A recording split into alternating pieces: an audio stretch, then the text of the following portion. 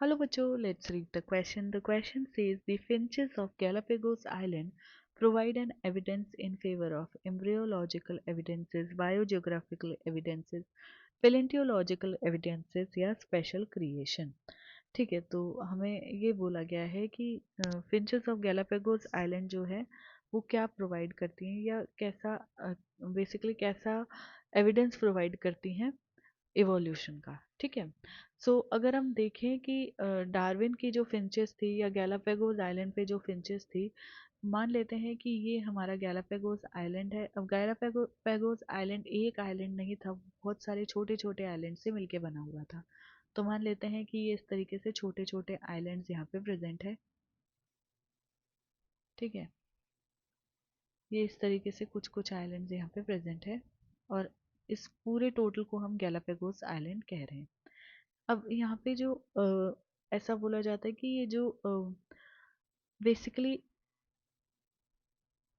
यहाँ इस पॉइंट से क्या हुआ है, ऑर्गेनिजम्स जो हैं रेडिएट किए हैं, इस तरीके से अलग अलग जगह चले गए हैं, अलग अलग ज्योग्राफी में चले गए, रेडिएट कर गए हैं। ठीक है, और जहाँ जहाँ रेडिएट किए उसके अकॉर्डिंग उन्होंने अपने आप को अडेप्ट कर लिया। तो ऐसा प्रोसेस इवोल्यूशन का जिसमें क्या हुआ, अडेप्ट किया तो यहाँ पे डिफरेंट स्पीशीज बन गए, जैसे यहाँ पे अलग स्पीशीज बन गए, यहाँ पे अलग स्पीशीज बन गए। तो ऐसा प्रोसेस जिसमें इवोल्यूशन हुआ है डिफरेंट स्पीशीज का एक गिवन जियोग्राफिकल एरिया के अंदर, जो कि एक पॉइंट से स्टार्ट हुआ और रेडिएट कर गया अलग अलग हैबिटेट अलग अलग ज्योग्राफिक के अंदर। ठीक है, उसको हम अडेप्टिव रेडिएशन कहते हैं।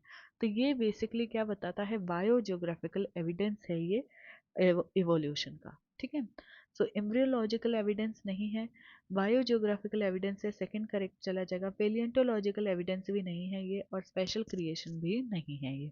ठीक है, हमारा जो करेक्ट ऑप्शन चला जाएगा वो चला जाएगा ऑप्शन नंबर 2। इसकी रिगार्डिंग इन्फॉर्मेशन आपको 12th की न्यू एनसीईआरटी में पेज नंबर 117 पे मिलेगी। आई होप कि आपको क्वेश्चन अच्छे से समझ आ गया है।